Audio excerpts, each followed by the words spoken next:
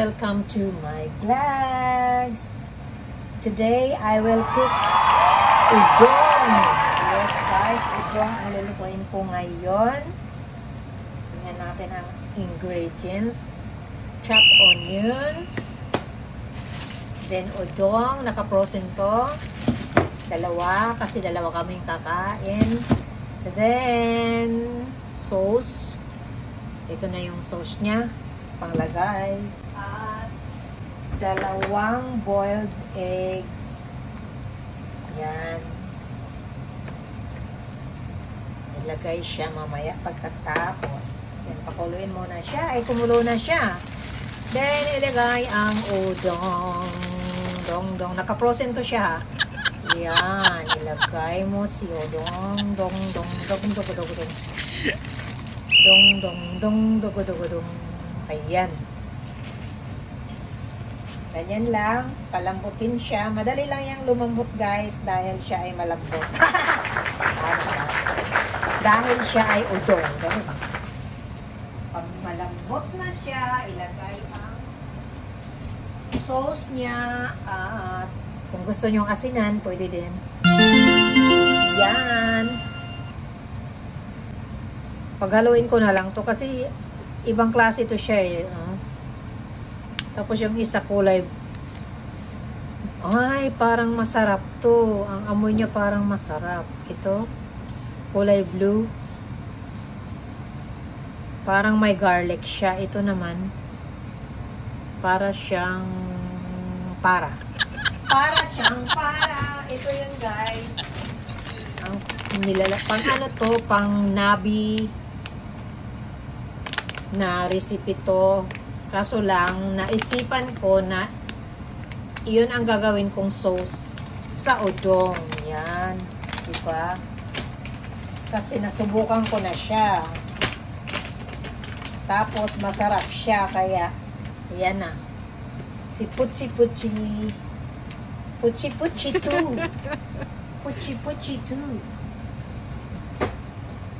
Matagal naman yung kumulo. Pag kukulo na yan, ayos na. Ganyan. Ang aking Japanese recipe. Odong lang muna tayo dahil ako'y napapagod sa pagluluto ng kahit ano-ano. Ito ay pakuluan lamang at madaling-madali lang kasi. Kaya yan lang ang niluluto ko ngayon. Parang lumiit to dalawa kang makakain ito, parang konti lang Patay. Paano na yan? Magkulang. Yan lang ingredients niya. Dalawang itlogs. At saka chopped onions. At saka ito. Yan lang. At saka pwede niyong lagyan ng ganito. Ground pepper kung gusto niyo. Ako, hindi na. Kasi ito na lang ang pinaka-sauce niya. Ito ang gusto ko. Pag kumulo na siya, guys, ibig sabihin, luto na siya. Yan, pakuluin natin. Tagal naman, Tagal, no? Bakit ang tagal? Ang tagal kumulo. Tuk. Pag kulo na siya, ilagay na ang sauce. Ayan, kumulo na. Ganyan. Tapos, kung anong timpla nyo, kung kulang pa, dagdagan nyo na lang. Ito sa isang pouch na to, ang dami kasing laman, di ba? Ilan bang laman nito? 6 daw, 6 ang laman. Kaya, pwede nyong damihan kung gusto nyong masyadong linamnam. Ito, kumulo na siya. Tingnan natin. Tikman muna kung kulang pa or okay na ba.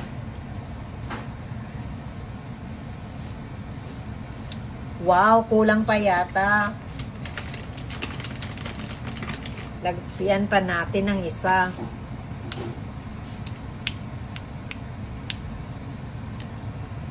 Tatlo ang nilagay ko. Then, pakuluin. Ang tagal naman yung kumulo. Yung malalaki ba na kulo ang gusto kong mangyari. Yan ang inaantay ko. Pag kumulo na siya ng kumulo, eto na.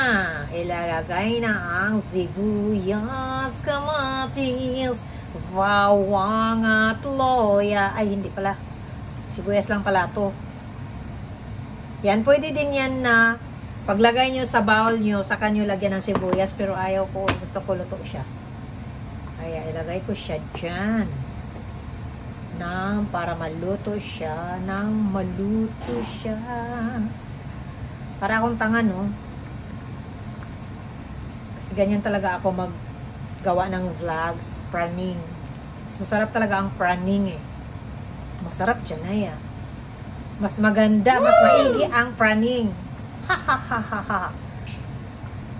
Baka sabihin nyo galing akong mental ha. Hindi ako galing mental ha. Galing akong trabaho. Pag ganyan kasi nakakapagod sa trabaho, di ba? Stress. Nako, stress ka. Mainichi.